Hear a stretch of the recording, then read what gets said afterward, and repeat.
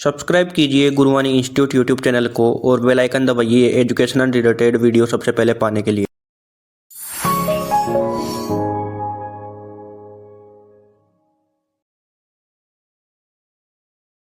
नमस्कार, गुरुवाणी इंस्टीट्यूट दौसा के online platform में आप सभी साथियों का स्वागत है। आज अपन बात करने वाले हैं जो कृषि विद्यार्थियों के लिए राजस्थान स्तर पर एंट्रेंस टेस्ट होता है, एंट्रेंस की एग्जाम होती है जेईटी, जिसे जेट बोलते हैं, या जॉइंट एंट्रेंस टेस्ट या संयुक्त प्रवेश जो परीक्षा है वो बोलते हैं। उसके बारे में आज अपन कंप्लीट बात करेंगे। इस वीडियो में अपन जानेंगे कि जेट क्या होता है और कौन कौन सी कॉलेजों में अपन एडमिशन ले सकते हैं, कितने सरकारी कॉलेज हैं और कितने सरकारी जो उसी के साथ साथ विश्वविद्यालय हैं, कितनी सरकारी सीट है, आवेदन कैसे करना है, क्या सिलेबस होने वाला है, उम्र क्या होने वाली है, एज लिमिट बोलते हैं, परीक्षा का पैटर्न क्या होने वाला है, कंप्लीट इस वीडियो के अंदर अपन चर्चा करने वाले हैं। तो उससे पहले अगर आप चैनल पर नए हो या अभी तक आपने चैनल को सब्सक्राइब नहीं किया तो चैनल को सब्सक्राइब जरूर कर दें और पास में ही बेल आइकन की घंटी को जरूर प्रेस करें। अपन बात करेंगे जेट की एग्जाम के बारे में। सबसे पहले मैं आपको एक चीज क्लियर करता हूं, ये जो जेट की एग्जाम है ये कृषि विद्यार्थियों के लिए, जिन्होंने भी एग्रीकल्चर लिया है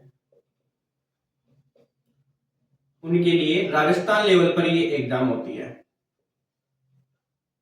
या मैं बात करूं तो आप यहाँ पे देख सकते हो जेट की सबसे पहले फुल फॉर्म की बात करते हैं तो joint entrance test. Joint entrance test इसका फुल फॉर्म होगी, यानी कि संयुक्त प्रवेश परीक्षा। हिंदी में बात करें तो संयुक्त प्रवेश परीक्षा, संयुक्त प्रवेश परीक्षा।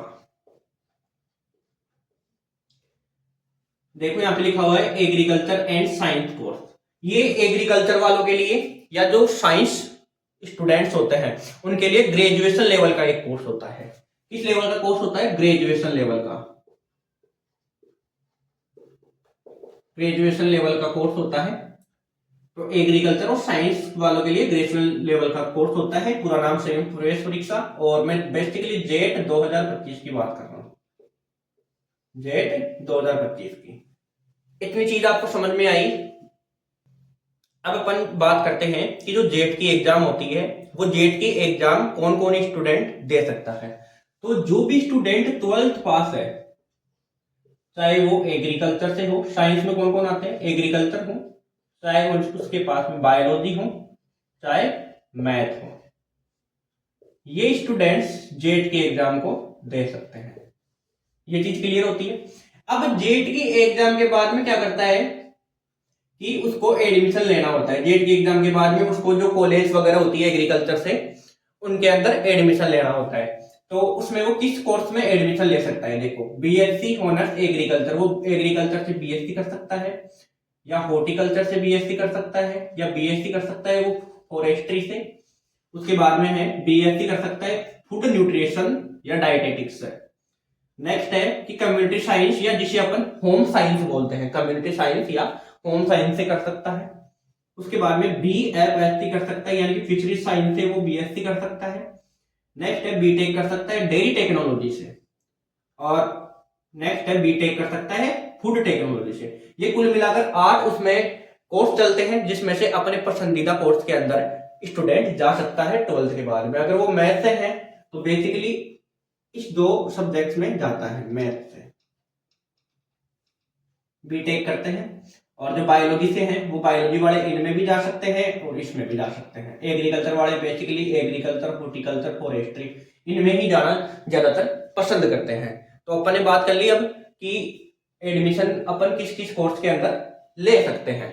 अब अपन बात करते हैं कि जो राजस्थान के अंदर कुल कितने तो विश्वविद्यालय हैं और उनमें सीट कितनी है। तो सबसे पहले बात करते हैं कि राजस्थान में 5 कृषि विश्वविद्यालय है। अब अपन बात करेंगे कि कौन कौन से उसमें कृषि विश्वविद्यालय, नाम क्या क्या है। पहला है एमपीयूटी उदयपुर, उसके बाद में है एसकेएनएयू जोबनेर, उसके बाद में एसकेआरएयू बीकानेर, फिर है एग्रीकल्चर यूनिवर्सिटी जोधपुर और एग्रीकल्चर यूनिवर्सिटी कोटा। ये 5 आपके राजस्थान में कुल जो कृषि विश्वविद्यालय है वो है। अब अपन बात करें कि राजस्थान में कुल सरकारी विश्वविद्यालय कितने हैं? 5 है, ये अपन ने यहाँ पे बात कर ली। उसके बाद में है कि कुल सरकारी महाविद्यालय कितने हैं, यानी कि इन यूनिवर्सिटीज के अधीन कितने महाविद्यालय आ रहे हैं, तो लगभग 69 है। कितने हैं साथियों? 69 है, मतलब 70 के करीबन में मान सकता हूं। उसके बाद में कुल सरकारी सीटें कितनी है, तो कुल सरकारी सीटें हैं 4700 प्लस, मतलब 4700 अपन एवरेज मानकर चल रहे हैं। अब एक बात करें कि यहाँ पे मैंने सरकारी क्यों लिखना, जेट के अंदर प्राइवेट कॉलेज भी होती है और गवर्नमेंट कॉलेज भी होती है, लेकिन मैंने गवर्नमेंट का ही दायरा क्यों किया यहाँ पे, तो देखो बात ऐसी है कि गवर्नमेंट कॉलेज में जाएगा तो सबसे पहले तो उसकी फीस कम होगी। कोई भी स्टूडेंट गवर्नमेंट कॉलेज में जा रहा है, उसकी फीस कम है। उसके बाद में उसको सारी फैसिलिटीज मिल रही है, लेक्चर्स उसमें होते हैं, टीचर्स आते हैं, मतलब लेक्चरर आते हैं। उसके बाद में उसको केवीके में जाने का मौका मिलता है और सारा रिसर्च वगैरह सब कुछ, मतलब सुविधाएं अच्छी होती है और फीस भी बहुत कम होती है। जबकि जो प्राइवेट वाला है उसमें सबसे पहले फीस ज्यादा होती है, टीचर्स का कोई मतलब ऐसे कंफर्म नहीं कर सकते, और उसके बाद में रिसर्च का क्या हो ये भी नहीं पता। तो बेसिकली जितने भी जो स्टूडेंट होते हैं वो कौन सी कॉलेज को पसंद करते हैं? गवर्नमेंट कॉलेज को पसंद करते हैं, इसलिए मैंने यहाँ पे सरकारी लिखा है। तो ये चीज आपको समझ में आ गई। सरकारी महाविद्यालय 70 है, सरकारी विश्वविद्यालय 5 है, और उन सरकारी जो विश्वविद्यालय उनमें टोटल सीट कितनी है? 4700 प्लस सीट होने वाली है। ये चीज आपकी क्लियर होती है।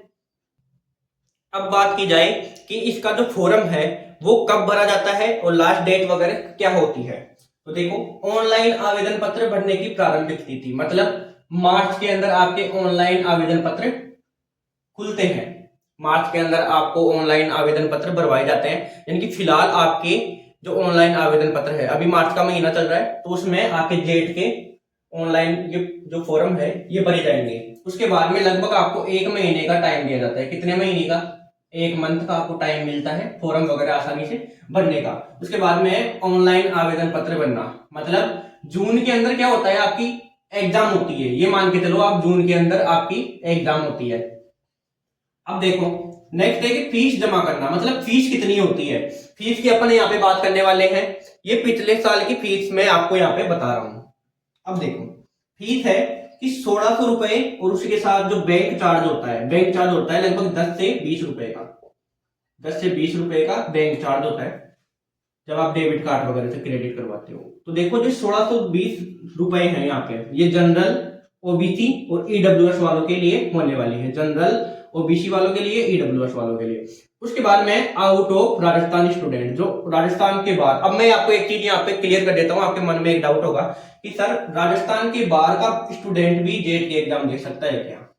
जेट की एग्जाम राजस्थान के बाहर का स्टूडेंट भी दे सकता है क्या? तो बिल्कुल दे सकता है, लेकिन उसका सिलेक्शन किस में होता है? ओनली फॉर प्राइवेट कॉलेजों में होता है, गवर्नमेंट कॉलेजों में उसका सिलेक्शन नहीं होता। तो जैसे एमपीटीएटी होता है, एमपीटीएटी उन एग्जाम्स के थ्रू उसका सिलेक्शन होता है। Out of Rajasthan student jet की एग्जाम दे सकता है, और प्राइवेट कॉलेज में उनका सिलेक्शन होता है, क्योंकि प्राइवेट कॉलेज में 50% जो सीटें हैं वो आउट ऑफ राजस्थान से ही बुक की जाती है। गवर्नमेंट में, अगर वो गवर्नमेंट में जाना चाहता है बाहर का, तो देखो उसको 10th क्लास, 11th क्लास और 12th क्लास राजस्थान से पास करनी होती है, राजस्थान के किसी भी बोर्ड से, तब जाके वो गवर्नमेंट कॉलेज के लिए एलिजिबल होता है। नेक्स्ट है 1300 रुपए। 1300 रुपए प्लस बैंक चार्ज है एससी और एसटी कैटेगरी वालों के लिए। तो ये चीज आपको समझ में आई। फॉर्म कब आपके भरे जाएंगे? मार्च के अंदर, एग्जाम होगी जून के अंदर, और ये आपकी फीस का क्राइटेरिया होने वाला है। अब अपन नेक्स्ट बात करते हैं एजुकेशन क्वालिफिकेशन के। अब एजुकेशन क्वालिफिकेशन में अपन देखते हैं कि जेट की एग्जाम के लिए 12वीं कक्षा पास होनी चाहिए, यानी कि जो इस बार 12वीं की एग्जाम दे रहा है वो अपेयर के अंदर लगा सकता है, अपेयर के अंदर लगा सकता है कि भाई मैं 12वीं क्लास पास कर रहा हूं, लेकिन लास्ट में उसको क्या होता है, जैसे रिजल्ट डिक्लेयर होता है तो 12th की जो मतलब परसेंटेज है वो अपने आप जेट की जो फॉर्म है उसमें फिलअप हो जाती है, और 12th में आपके 50% से अगर ज्यादा है तो ही आप इस परीक्षा के लिए एलिजिबल होते हो। अब देखो सब्जेक्ट की बात करें तो साइंस वाले जितने भी आते हैं, जैसे एग्रीकल्चर, बायोलॉजी, मैथ, ये वाले एजुकेशन क्वालिफिकेशन के लिए इसमें एलिजिबल होते हैं। अब अपन नेक्स्ट बात करते हैं एज लिमिट की। एज लिमिट देखिए कि इसकी जो एज की लिमिट होती है वो कितनी होती है। एज लिमिट देखो, मिनिमम की बात करूं तो 16 साल, 16 साल होनी चाहिए और 31 तारीख 8वां महीना 2025 तक अगर जिसकी भी 16 साल की उम्र हो गई है वो इस परीक्षा के लिए एलिजिबल है। अधिकतम मैक्सिमम कितनी है? मैक्सिमम जो उम्र होती है वो 25 साल होनी चाहिए। ये इसकी एज लिमिट होती है साथियों, एज लिमिट का ध्यान रखना। 16 साल मिनिमम है, 31/8/2025 तक 16 साल का हो जाना चाहिए और मैक्सिमम कितनी है? मैक्सिमम है 25 साल। अब अपन बात करते हैं एग्जाम पैटर्न की। देखिए एग्जाम पैटर्न में बात करता हूं तो अपने पास में बेसिकली ये सब्जेक्ट चलती है, इसमें एग्रीकल्चर, बायोलॉजी, केमिस्ट्री, मैथ और फिजिक्स, ये तीनों सब्जेक्ट एग्रीकल्चर वाले, बायोलॉजी वाले और मैथ वाले तीनों के लिए हैं। इनमें से वो कोई भी 3 सब्जेक्ट को चूज कर सकता है। जरूरी नहीं है कि एग्रीकल्चर बायोलॉजी केमिस्ट्री या बायोलॉजी केमिस्ट्री फिजिक्स या मैथ केमिस्ट्री फिजिक्स हो। एग्रीकल्चर वाला अगर उसको एग्रीकल्चर नहीं आती है तो वो बायोलॉजी केमिस्ट्री और फिजिक्स ले सकता है या मैथ ले सकता है। ये बायोलॉजी वाला जिसे फिजिक्स नहीं आती है तो वो बायोलॉजी केमिस्ट्री एग्रीकल्चर ले सकता है, और या मैथ वाला जिसे फिजिक्स नहीं आती है वो मैथ केमिस्ट्री बायोलॉजी ले सकता है या एग्रीकल्चर ले सकता है। मतलब 3 सब्जेक्ट इसमें लेनी पड़ती है। जरूरी नहीं है कि आप एग्रीकल्चर बायोलॉजी केमिस्ट्री लो, फिजिक्स केमिस्ट्री बायोलॉजी लो, फिजिक्स केमिस्ट्री मैथ लो, अपने अकॉर्डिंग 3 सब्जेक्ट कोई से भी आप चूज कर सकते हो। अब एक सब्जेक्ट में आपको 40 क्वेश्चन देखने को मिलते हैं, प्रति एक सब्जेक्ट में 40 क्वेश्चन देखने को मिलते हैं। मतलब पूरे पेपर में कितने क्वेश्चन आएंगे? 200 आएंगे, जिसमें से आपको करने कितने हैं? 120 क्वेश्चन करने हैं। 40 + 40 + 40 कुल मिलाकर कितने क्वेश्चन हो गए आपके? 120 क्वेश्चन आपको पेपर में देखने को मिलते हैं। अब अपन बात करते हैं मार्किंग की, यानी कि अंकन योजना की। तो देखिए 120 क्वेश्चन आपको पेपर में देखने को मिलते हैं। एक क्वेश्चन 4 नंबर का होता है, तो जब मल्टीप्लाई करते हैं तो टोटल जो आपको पेपर निकल के आता है वो कितने नंबर का आता है? 480 नंबर का। एक क्वेश्चन 4 नंबर का होता है। एक क्वेश्चन आपका राइट होता है तो 4 नंबर आपको मिलते हैं। नेगेटिव मार्किंग कितनी होती है? -1 नंबर की होती है। इसमें ध्यान रखना, -1 नंबर की आपकी नेगेटिव मार्किंग चलती है।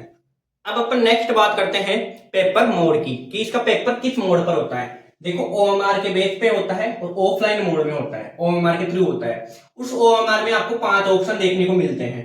ये बेसिकली मैंने 5 ऑप्शन बना दिए, ये आपके पास में 5 ऑप्शन है। तो 4 ऑप्शन को तो आप भर सकते हो कि आपके ऑप्शन टाइप के क्वेश्चन इसमें देखने को आपको मिलते हैं, तो 4 ऑप्शन आपके पास में होते हैं। तो चारों में से आप कोई सा भी इसमें से भर सकते हो। बाकी का अगर आपको क्वेश्चन नहीं आ रहा है तो आपको 5 ऑप्शन वहां पे टिक करना होता है। ये चीज आपको पेपर मोड के बारे में मैंने बता दी, ऑफलाइन आपका पेपर होता है। अब साथियों उसके बाद में आपके पास में रिजल्ट देखने को आपको मिलता है। अब रिजल्ट के बाद में अपन क्या करते हैं, तो रिजल्ट के बाद में देखो आपको ऑनलाइन विकल्प फॉर्म भरने का एक ऑप्शन मिलता है, जिसमें आप कॉलेज अपनी पसंद के अनुसार लिस्ट के अनुसार लगा सकते हो। अब जैसे ही आप कॉलेज लगाते हो तो उसके बाद में आपके पास में 3 राउंड निकल कर आते हैं। 3 राउंड निकल के आते हैं, उसमें से आपका सीट का आवंटन होता है, मतलब आपको कॉलेज मिलती है। जैसे ही आपको कॉलेज मिलती है तो क्या होता है, उसमें से या तो आप कॉलेज को स्वीकार कर सकते हो या अपवार्ड का फॉर्म लगा सकते हो। देखो ये अपवार्ड क्या होता है? अपवार्ड का मतलब होता है जैसे आपने ये कोई कॉलेज लगा रखी है, 7 ऐसे मान लो 10 कॉलेज आपने लगाई, उसमें से 7वीं कॉलेज आपको अलॉट हो गई। अब अपवार्ड लगाने पे इसके ऊपर की कॉलेज का क्राइटेरिया होता है कि ये कॉलेज मेरे को नहीं चाहिए तो ये कॉलेज मेरे को मिल जाए। अगर आपके नंबर इस कॉलेज में जितनी कट ऑफ रहती है उतने आते हैं तो ये वाली कॉलेज आपको मिल सकती है। ये होता है अपवार्ड का। नेक्स्ट है संस्थान में रिपोर्टिंग। संस्थान में फिर आपको एक फिक्स डेट कर दी जाती है, उस डेट को जाकर आपके डॉक्यूमेंट्स के साथ आपको रिपोर्टिंग करवानी होती है। अब मैं बात करता हूं डॉक्यूमेंट्स क्या क्या चाहिए होते हैं। तो देखिए डॉक्यूमेंट बेसिकली मैं अपनी यहाँ पे बात कर लेता हूं कि डॉक्यूमेंट्स अपन को क्या क्या चाहिए होते हैं। तो सबसे पहले तो आपका आधार कार्ड, जो आधार कार्ड है वो अपडेट होना चाहिए।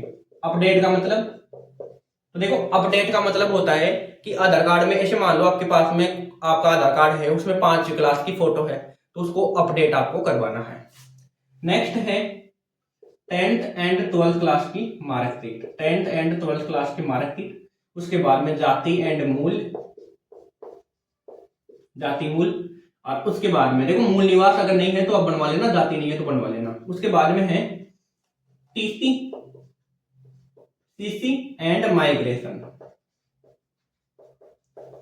टीसी आपको कहां से मिलेगा? स्कूल से मिलेगा जहां से आपने 12वीं क्लास पास की है। ये कैरेक्टर सर्टिफिकेट होता है, ये माइग्रेशन, ये तीनों चीज आपको कहां से मिलती है? स्कूल से मिलती है, और 12th क्लास की जो मार्कशीट है वो आपको कहाँ से मिलती है? स्कूल से मिलती है। उसी के साथ जैसे आपके ये सीट आवंटन हुआ तो ये वाला लेटर चाहिए होता है, और जो स्वीकृति जैसे आप ये लेते हो तो ये वाला लेटर चाहिए होता है, और ऐसे ही एडमिट कार्ड चाहिए होता है, स्कोर कार्ड चाहिए होता है। ये बेसिक सी नीड होती है डॉक्यूमेंट्स की। तो ये चीज आपको यहाँ तक कंप्लीट समझ में आई। अब अपन बात करते हैं सिलेबस के बारे में। देखिए सिलेबस को अपन चर्चा कर लेते हैं। तो बेसिकली आपके पास उसमें सब्जेक्ट देखने को मिलती है, मैथ हो गया, फिजिक्स हो गया, केमिस्ट्री, बायोलॉजी, एग्रीकल्चर। अब एग्रीकल्चर वालों के लिए बात करें तो उनको एग्रीकल्चर भी होती है, एग्रीकल्चर बायोलॉजी भी पढ़नी पड़ती है, एग्रीकल्चर केमिस्ट्री भी। तो एक तो क्या होता है कि जैसे कोई एग्रीकल्चर वाला है, अब वो सोचता है कि मेरे को एग्रीकल्चर बायोलॉजी, एग्रीकल्चर केमिस्ट्री पढ़ लूंगा तो मेरा सिलेक्शन हो जाएगा, जबकि ऐसा नहीं होता। उसको बायोलॉजी के भी कुछ पार्ट्स पढ़ने पड़ते हैं, जैसे सेल बायोलॉजी हो गई जो इनकी चलती नहीं है। ऐसे कुछ अन्य सब्जेक्ट और या टॉपिक और पढ़ने पड़ते हैं। जैसे सोइल्स में बात करें तो इनकी सोइल चलती है, सोइल्स केमिस्ट्री चलती है, तो उसके साथ साथ इनको ऑर्गेनिक और इनऑर्गेनिक केमिस्ट्री और पढ़नी पड़ती है। मतलब सिलेबस से भी थोड़ा हट के पढ़ना पड़ता है। तो ये था बेसिक से आज के इस वीडियो में जेट के बारे में चर्चा। आई होप आपको अच्छे से समझ में आई होगी। अगर वीडियो आपको अच्छा लगा हो तो इस वीडियो को सभी दोस्तों के पास में शेयर करना है। चैनल पर नए हो तो चैनल को सब्सक्राइब करना है, और वीडियो को लाइक करके लास्ट में कमेंट जरूर करना है कि वीडियो कैसी लगी, कैसी नहीं लगी आपको। बाकी जितना हो सकता था मैंने इंफॉर्मेशन आपको दी है। Thank you.